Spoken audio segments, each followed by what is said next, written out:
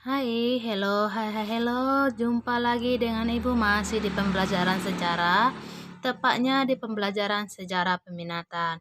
Oke, apa kabar kalian nak? Semoga kalian dalam keadaan sehat.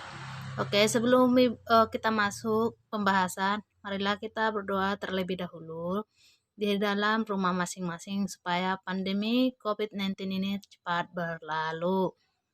Amin. Oke. Kita akan masuk ke perkembangan paham-paham baru dan transformasi sosial dengan kesadaran dan pergerakan kebangsaan. Di minggu-minggu sebelumnya kita telah membahas tentang revolusi-revolusi besar yang terjadi di dunia. Oke, ada revolusi Rusia, China, Prancis, dan juga lain-lain. Oke, kita bahas. Perkembangan paham-paham baru yaitu nasionalisme, liberalisme, sosialisme, demokrasi, dan pan-islamisme. Oke, ada 5 paham yang baru. Kita bahas yang pertama, nasionalisme. Nasionalisme berasal dari kata nation, yaitu bahasa Inggris, dan nati, bahasa Belanda yang berarti bangsa. Sebab-sebab munculnya perasaan nasionalisme itu adalah adanya perasaan sejarah yang sama, agama, bahasa, kebudayaan, pemerintahan, tempat tinggal, dan keinginan untuk mempertahankan serta mengembangkan sebagai milik bersama. Kalau kita bahas di sejarah Indonesia, lahirnya nasionalisme atau lahirnya paham yang menggerakkan hati bangsa Indonesia untuk melakukan pergerakan melawan penjajah seperti itu. Jadi ada dorongan hati yang ingin membela negaranya dari ketertekanan atau keterpurukan atau penjajah atau dari penjajahan bangsa lain. Jadi nasionalisme adalah suatu sikap politik dan sosial dari kelompok-kelompok suatu bangsa yang mempunyai kesamaan kebudayaan, bahasa, dan wilayah serta kesamaan cita-cita dan tujuan. Jadi ada cita-cita dan tujuan. Waktu Indonesia, Ibu, kembali lagi, Indonesia ingin merdeka atau melakukan pergerakan itu ada cita-citanya, itu ingin melepaskan bangsa Indonesia dari keterpurukan dan penjajahan bangsa Barat, seperti itu. Dengan demikian, kelompok tersebut merasakan adanya kesetiaan yang mendalam terhadap kelompok bangsa tersebut. Jadi, baru Indonesia dari Sabang sampai Merauke itu sebenarnya beda-beda bangsa yang menjajahnya, tapi mereka sama-sama merasakan atau sama-sama ingin memperjuangkan bangsa Indonesia karena kesamaan sejarah, sama-sama pernah dijajah oleh bangsa lain dan sama-sama ingin merdeka atau ingin melepaskan diri dari bangsa lain, seperti itu. Pencetus paham nasionalisme adalah si Joseph Ernest Renan, Otto Bauer, dan Hans Kohn. Iya, itulah yang mencetuskan adanya nasionalisme. Oke, selanjutnya ada liberalisme. Liberalisme berasal dari kata liberty yang artinya kebebasan.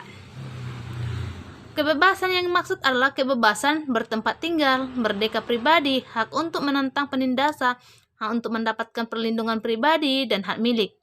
Di Inggris, liberalisme dilindungi sebuah piagam yaitu Magna Carta pada tahun 1215. Liberalisme ini adalah adanya paham ingin merdeka, ingin bebas, tak ingin dijajah. Ini sebenarnya paham ini muncul di Inggris. Kenapa muncul di Inggris? Karena di Inggris terjadi adanya perbudakan-perbudakan tersebut. Jadi orang-orang yang merasa ingin keluar dari ketertekanan itu mulai memperlihatkan gerakan-gerakan mereka atau paham-paham mereka atau ide-ide mereka, seperti itu. Tokoh-tokoh yang menganut paham liberalisme antaranya Thomas Jefferson, Adam Smith, dan lain-lain. Itulah tokoh-tokoh yang pertama kali mencetuskan paham-paham liberalisme, seperti itu. Selanjutnya, sosialisme. Sosialisme berasal dari kata socius yang berarti masyarakat. Sosialisme adalah suatu paham yang menghendaki penggunaan hak milik secara bersama-sama dan dipergunakan untuk kesejahteraan bersama. Tokoh penganut paham sosialisme diantaranya Karl Marx yang membuat buku Das Kapital, Friedrich Engels, dan Robert Owen, dan juga lain-lain. Ini juga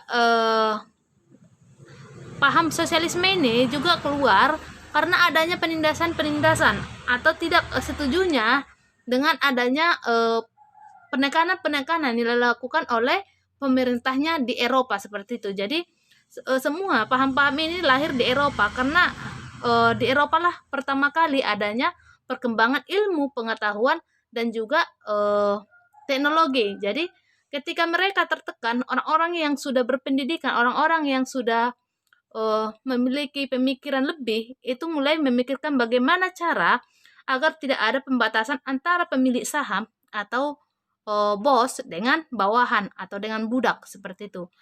Makanya lahirlah orang-orang yang mengeluarkan paham-paham baru supaya tidak ada penekanan seperti itu. Jadi ada milik secara bersama-sama, bukan milik berjuis atau bukan milik kaum pemilik modal yang kemudian suka-sukanya menekan bawahannya seperti itu. Baru selanjutnya demokrasi. Demokrasi berasal dari bahasa Latin yaitu demos atau rakyat dan kretein yang berarti memerintah. Jadi demokrasi adalah suatu paham yang mengakui hak segenap anggota masyarakat. Semboyan paham demokrasi adalah dari rakyat, untuk rakyat, dan oleh rakyat. Ini juga digunakan di Indonesia. Dari rakyat berarti dipilih dari rakyat, oleh rakyat. Yang melaksanakan siapa? Rakyat. Dan dari rakyat, untuk rakyat berarti berasal dari rakyat, dan apa yang dikerjakan itu untuk rakyat dan dilaksanakan oleh rakyat. Tapi mungkin banyak penyimpangan-penyimpangan dalam praktek pelaksanaannya seperti itu. Macam-macam demokrasi, ada demokrasi liberal atau demokrasi parlemen. Nanti ini akan kita bahas kalau di kelas 3, apa itu demokrasi parlemen, apa itu demokrasi dan lain-lain. Demokrasi dengan sistem pemisahan kekuasaan dan demokrasi rakyat. Oke. Selanjutnya ada pan-islamisme. Pan-islamisme merupakan paham yang bertujuan mempersatukan umat Islam sedunia. Paham ini mengajak kaum Islam kembali ke Al-Quran dan juga hadis, serta menyerukan untuk berjuang melawan imperialisme Barat untuk merebut kemerdekaan bangsa. Jadi ini adalah gerakan-gerakan yang dibentuk oleh kaum-kaum intelek dari agama Islam atau orang-orang Islam yang ingin mempersatukan orang-orang Islam seluruh dunia supaya bersama-sama mengusir penjajah dari negaranya tersebut. Atau dalam artian penjajah bukan penjajah karena ini mungkin ketertekanan dari bangsa-bangsa yang lebih kuat seperti itu. Paham ini dicetuskan oleh Jamaluddin Al-Afghani tahun 1839 sampai 1897. Kongres pertama berlangsung pada Mei 1926 yang dihadiri oleh 12 negara. Pada tahun itu atau pada tahun 1962 berhasil membentuk Liga Dunia Islam atau Muslim World Language yang didukung oleh 43 negara, dan tahun 1970 berhasil membentuk Organisasi Konferensi Islam atau Organisasi of Islamic Conference seperti itu. Oke, mungkin itu dulu yang kita bahas. Minggu depan kita akan membahas bagaimana gerakan-gerakan tadi atau sosialisme, demokrasi, pan-islamisme itu pengaruhnya terhadap Indonesia atau pengaruhnya terhadap pergerakan kebangsaan Indonesia pada yang setelah kita bahas di sejarah wajib seperti itu. Oke.